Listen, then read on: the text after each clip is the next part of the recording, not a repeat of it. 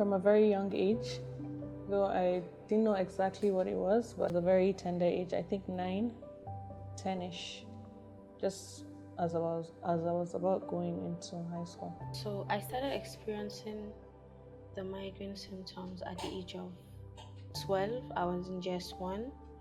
It started with headache. I was throwing up, and then I went to the hospital. My mom took me. They thought it was malaria. I got treated for malaria, but it was very persistent that I had to be admitted for a while. I couldn't eat because I keep on throwing up, and then I think I got the diagnosis after like months because I refused to go. I couldn't go to school. I had to be home, and then I think I got the diagnosis around 2 months after. Was in my secondary school. I think I was in JS3 at the time. I had a very bad, it was a throbbing, pain. And of course, I didn't even know what was going on. It was just probably perceived as, headaches. So I remember going to the school clinic at the time, and Panadol, of course, was given at the time. And after Panadol or paracetamol was administered, I remember vividly that I went back to the hostel and it persisted. I was crying. I couldn't explain what it was. It was not a good experience. And then subsequently, I got headaches, migraines. Then it was headaches. I didn't know anything about migraines. So afterwards, I still got headaches, and I spoke to my parents about it. And progressively, it was just there until I got an official diagnosis.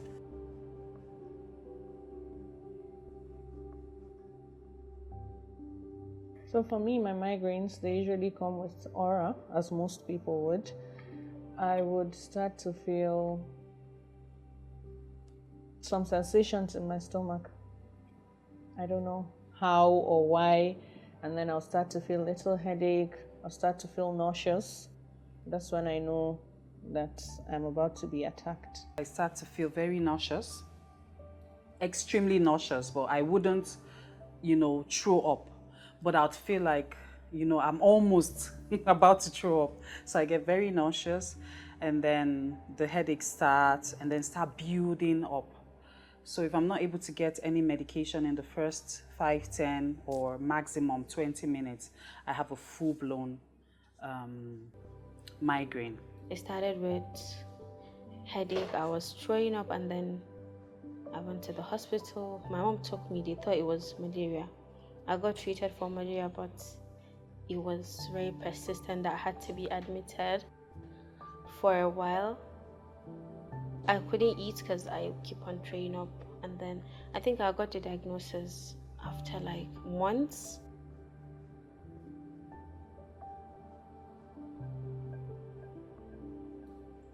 Migraine is a big affected quality of life, from childhood to adolescence to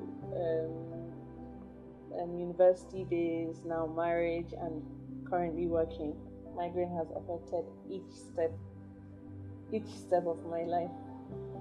So from childhood, like I said, I didn't know much. I didn't know what was happening. But from uni, even most of my friends that I went to high school with, they would testify. After this your headache, it was termed this your headache. The effect is a lot. There was a time I was in JS2. I had to quit school for like a year and a half because of how sick I was. I didn't adapt then. I was new to it and I was young. So I had to quit school. I was homeschooled for a year and a half before I was stable enough to go back to school. And even now with school, I don't know, the environment, I think the weather. Sometimes I'll stay a week without going out because I'm having an attack and it lasts a while. And it gives you so much anger that I feel like you don't want to talk to anyone. So you just have to be careful wherever you go. You just need to know, okay, like in uni, I have an exam in 3 days. I need to make sure that whatever I do, I don't get a migraine attack. Otherwise, it's going to affect my study. It's going to affect that. With marriage, same thing. For me, even on my wedding day, I had a migraine. It was so bad. I had a banging headache on that day. If I begin to talk about how migraine has affected me, I don't think I'd get very emotional because migraine has really affected my quality of life. Like for years, for over 10 years, I'm talking, or maybe over 15 years, migraine has had its way. It has had a way of, disrupting my set out goals as an educator, as a mom, as an individual. So I've had, times when, let me give an example. If I were to go to church as a Christian with my family, my kids, I'll just know that the next day, which is supposed to be a Monday, would be unproductive, and then just ask me how and why. The sounds from church, the lights, all of those triggers would just affect almost the entire week for me. Migraine has not helped me achieve some of the things that I had planned out to do, because sometimes, you have goals set up or things you intend to do for the week or for 2 weeks or thereabout. When I get a migraine attack, I just know that the next 4 or 5 days would be unproductive for me because I have to be indoors, and it has not been a walk in the park for me with migraine. Migraine has really, really, really affected my quality of life. I have to, I have to be very intentional about spending time with my kids. I have to be very intentional about going out to church, going to social functions and everything. I have to, be careful where I go to. Are the sounds going to be too much? Is it something that would affect me afterwards? Am I going to be exposed to, smells? The typical triggers, Would I be eating something that I wouldn't know at a social event? Would I be exposed to, so many things? Would I be exposed to any stress? Because stress is one of the triggers. So I have to just be careful. I live like I'm just careful about everything, and I don't think that's a way for anyone to, live.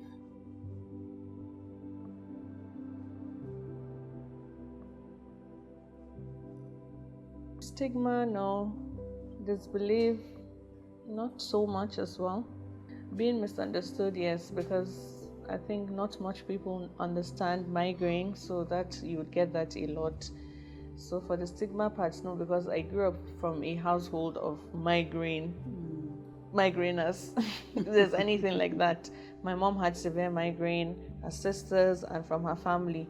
So a lot of them had known what it is, and it was able for me to just say it, and I would get attention and medication that I wanted. But from the outside world, the misunderstanding part was more because not a lot of people understood what migraine was, so you had to explain. But if you just take this painkiller, just pain reliever, it will go, but it will not go. So you needed to do the extra things or get specific migraine medications for it to work. So the misunderstanding part is the larger part of the misconception with migraine. For stigma, I wouldn't say I've experienced stigma. Disbelief, no, except for probably when I started having migraines, because then my family didn't really know what it was like.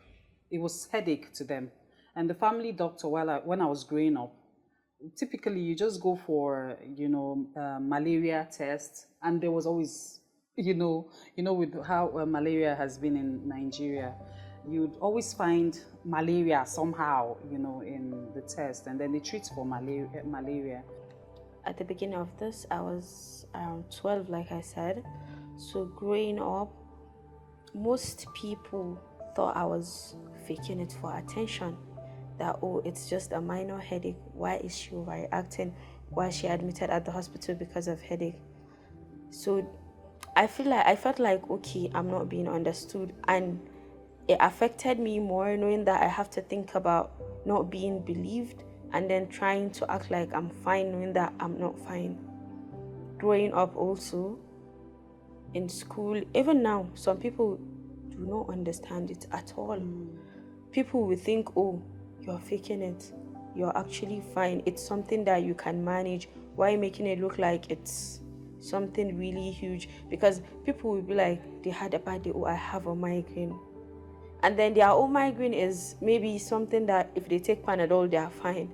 So they will now think their own is the same as yours. Why are you making migraine look this big when you're actually fine?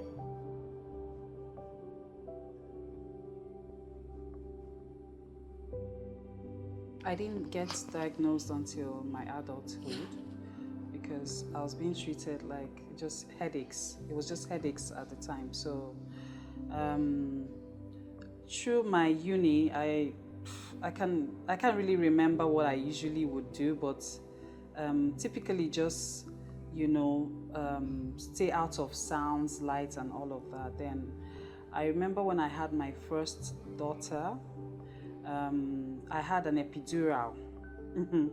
That even wasn't it wasn't my migraine, the nightmares, because afterwards I was getting like constant headaches.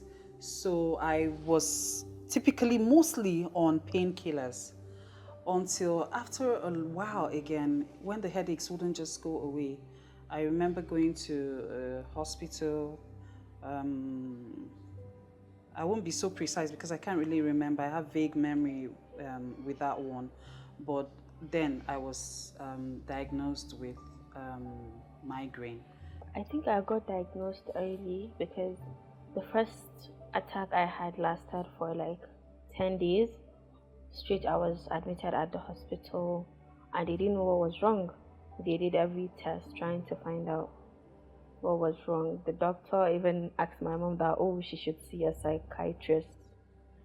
The doctor was like, maybe she have ADHD. So while I was young, honestly, I don't remember much. Yeah. In high school, I went to a boarding school, so it's more of pain relievers. But personally, for me, the non-pharmacological aspect of how I did was seclude myself. That I knew I would take myself away from friends. Still no diagnosis because I was in school. I was in boarding school. If I'd complain, they'll take me to the sick bay. They'll just give me pain reliefs. I'll seclude myself from light, from my friends, everybody, just to get that rest.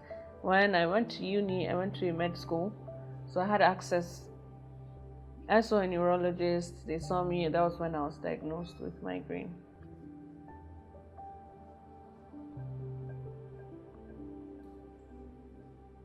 So at first I had treatments. I've had the normal NSAIDs, the alkaloids, the triptans. I've had quite a number. So being a pharmacist and knowing some of these things, I take some when I need for it to stop almost immediately or I need to do something, but I found out lifestyle modifications for me has helped me way more than taking the meds, because I've had the meds for the longest time and I'm just trying to find other routes to get them. So lifestyle, if I'm going out, if it's sunny, I'm not going out. I don't know what anybody has to say what's going out there. If the sun is out there shining and I have to be under it, it's a no for me. And certain smells, like she's mentioned, perfumes, something very strong. But so I've resorted to using the local incense, Turaromuta, the very mild ones. I prefer to use those ones. Also light. So I've had to use glasses from the neurologists, the eye doctors. They recommended some glasses. I think they call them, I don't know what they call them, for me to block light from hearing. So that's also, I need to be in a dark room. I would say yes. Not really, because the drugs don't really work. I've took a lot of them. I used to take amitriptyline, propranolol, gabapentin from different doctors, to the triptans, The somatroptan, I even have a side effect. It gives me a side effect. I will feel like I cannot breathe. So that's even a no. But with time, maybe if I take a certain painkiller for like a month or two, it stops working. So I have to switch to a different painkiller before I get some relief. And then it also stops working within a few weeks of using. I think the only thing that helps at this point is I have to stay in my room, away from noise, darkness, and eating on time also. My moms always tell me, drink a lot of water, be hydrated. It might help. I don't know whether it does, but I know that eating on time, being on my own, staying away from that noise do help. I started exercising, taking minimum 45 minutes brisk walk, and that improved, to the extent that if I feel like an hour out from upon waking up, because sometimes I wake up with migraine, I just wake up and then boom, it's there. If I take a walk, it helps me. Then of course I'm someone who has always loved to smell nice, so I stopped using very strong perfumes. That helped me too. Medications, to be honest with you, I have used quite a lot, coming from different doctors. Very first neurologist, the very first medication that I remember having for this headache was Cafigot. I can't forget that, and that kind of helped me at the time. It helped me. I took that for a little while, and then I've had doctors give different medications, propranolol, amitriptyline. I was on amitriptyline for a long time. It helped me because I usually would take it upon getting the migraine attack, and that helped me. Amitriptyline to help sleep and also with the migraines. For a very long time I had those medications, and then in recent times there was an injectable that really helped me. And then apart from the exercise part, if I seclude myself in a dark room, my children already even know. Everybody around me already knows that, oh, mommy has a migraine. Everybody runs away. Just leave her. Quiet and dark. My room is very dark. That has also helped me calm down each episode that I've had.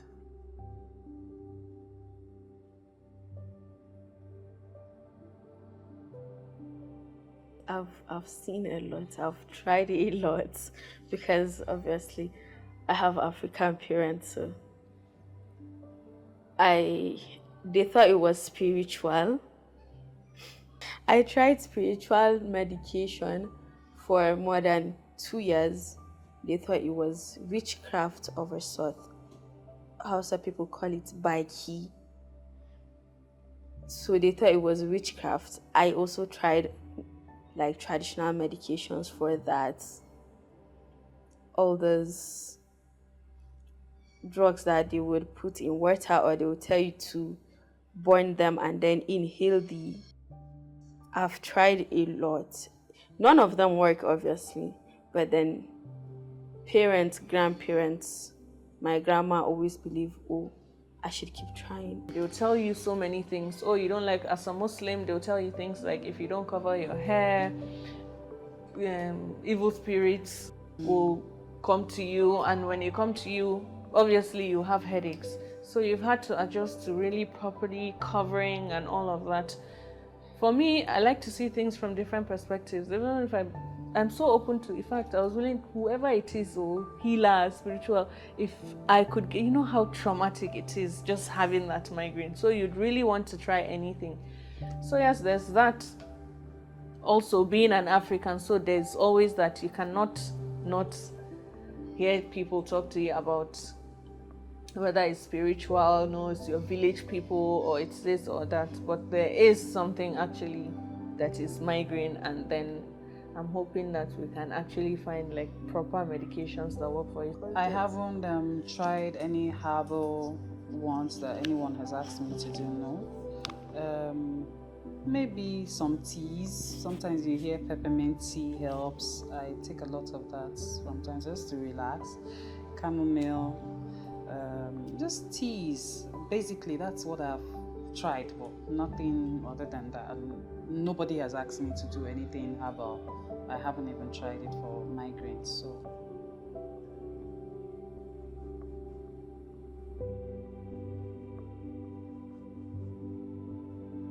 My mom has been there throughout this journey for the past 7 to 8 years now.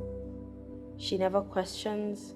She knows I'm not fine, so she makes sure that she makes me feel better.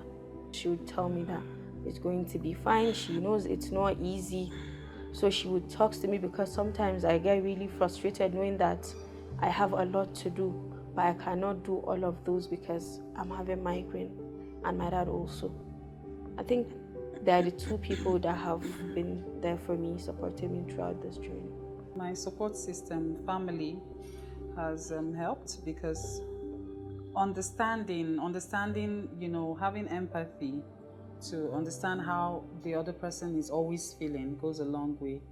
I mean, if you tell the people around you that you don't feel too well, you have a migraine, and you need to be in a quiet room, in a dark, quiet room, and they understand, it goes a long way. So yeah, my family has been a very huge support system, and that has really helped. Gotten support from friends, family members, my husband. Everybody has been supportive towards the journey. If I had a migraine, it would give her time to come out of it. There wasn't anything like, oh, there was support, basically. I got that much support. Again, like I mentioned, maybe because I came from a family of people that knew what migraine was, transitioning to uni, it was a med school. Quite a number of people knew what it was, so there was nobody shutting me off or saying no. So there was constant support for me back to back. And then my husband, anytime mommy had headache, he would take the kids, give her time. He respected that, and I'm happy.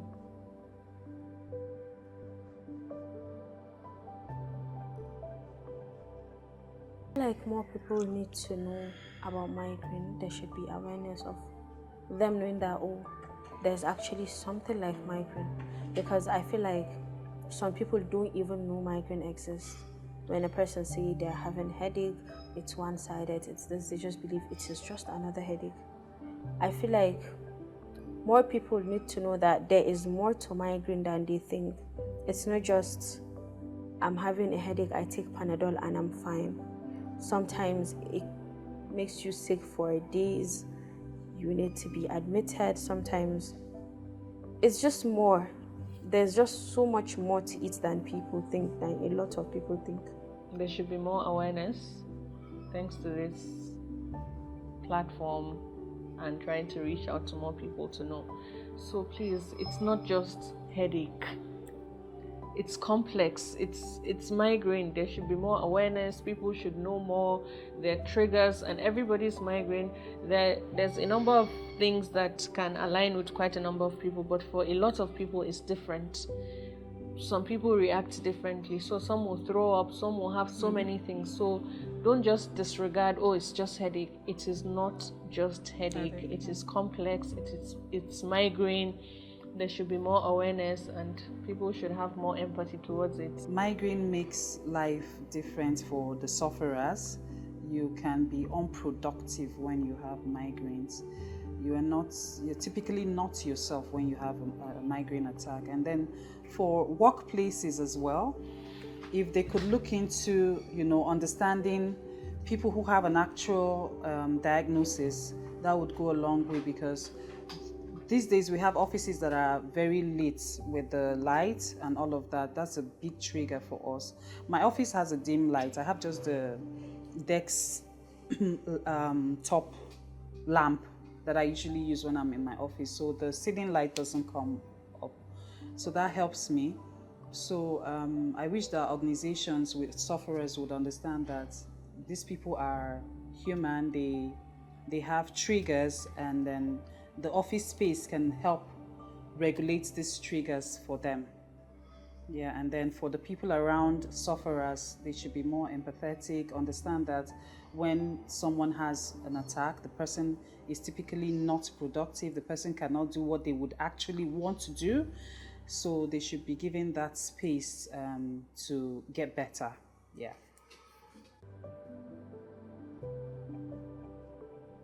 Doctors need to do more research, like more researches on migraines.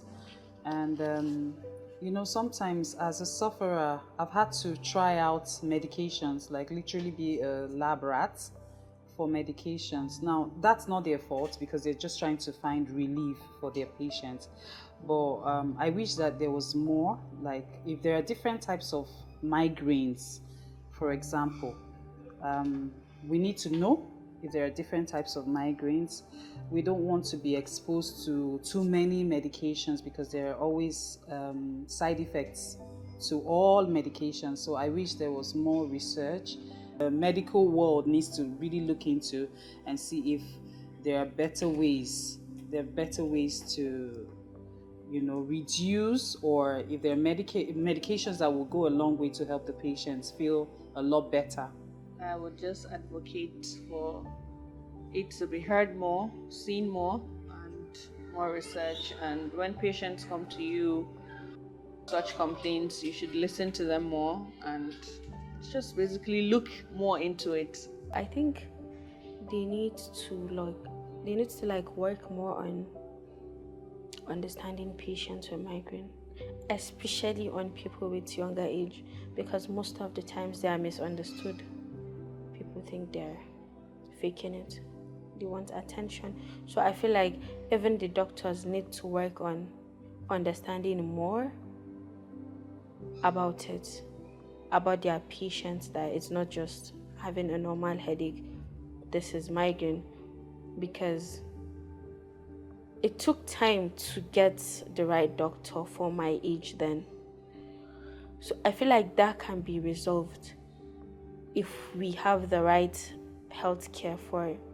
Not just for grown adults, they know what is wrong with them. But then for me at that age, I feel like I was misunderstood a lot. It was just one person that said, oh, it was migraine, but then a lot didn't think that. And then for my mom to believe it was that migraine, it took her time. So I feel like that can be changed by the healthcare providers.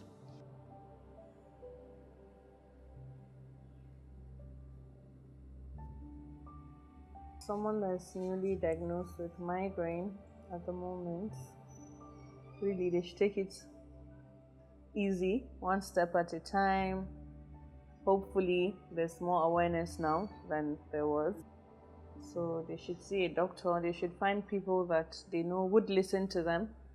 And I hope that they will have support like I did, and they'll get the best healthcare that they can possibly get. Just for them, get support and know that they should take it one day at a time, they should take it easy, and they should seek help.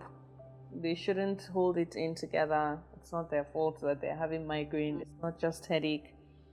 They should seek for help, seek healthcare professionals. Find people that support you and would understand you and will be there for you through the journey. Also, for yourself, try to understand what makes you more sick and what makes you feel better. Read about it to understand more about it so that you don't end up not knowing and then letting it get worse than it is.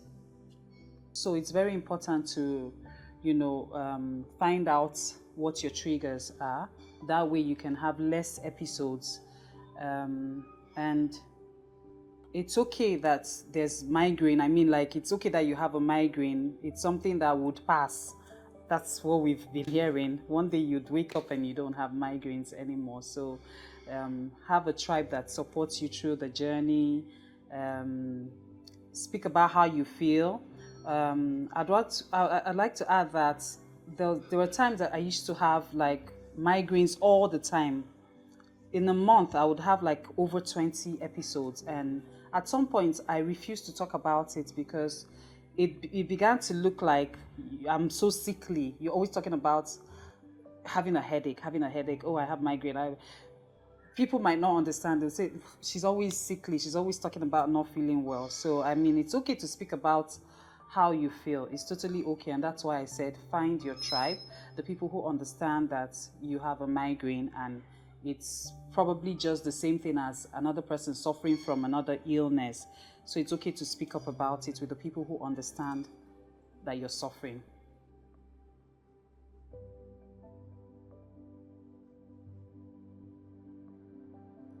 These sufferers feel like they're not alone. I think this type of organization is going to make them feel like, oh, I'm not the only person suffering from it. There are people out there that have something like this. And I feel like it's going to bring more understanding to the pharmaceutical world. They would focus more on getting more drugs that would help cure migraine, and there would be more understanding between the doctors and the patient. The doctors would understand more. Kudos to this initiative. This is first of its kind that I've seen here in Nigeria. Thankfully, with initiatives like this, the voices of people with migraine, there will be more insight, people will know more, and hopefully the health care organizations within Nigeria, Africa, and the world at large will see to it people will put in more effort from the healthcare in migraine management. More voices will be heard for like so many diseases. So much effort was put into to make researches, to know what it is, how it happens.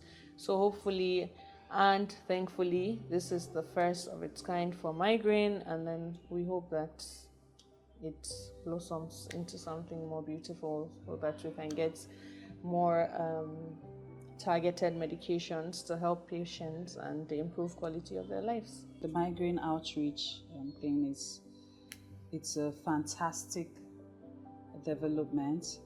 I feel like more of this, more of researches on migraine would go a long way to help sufferers, would also help the medical world to understand that there's a need for more researches, because when they hear voices from your initiative, they hear that people are actually speaking up about this not being just a headache or an actual disease.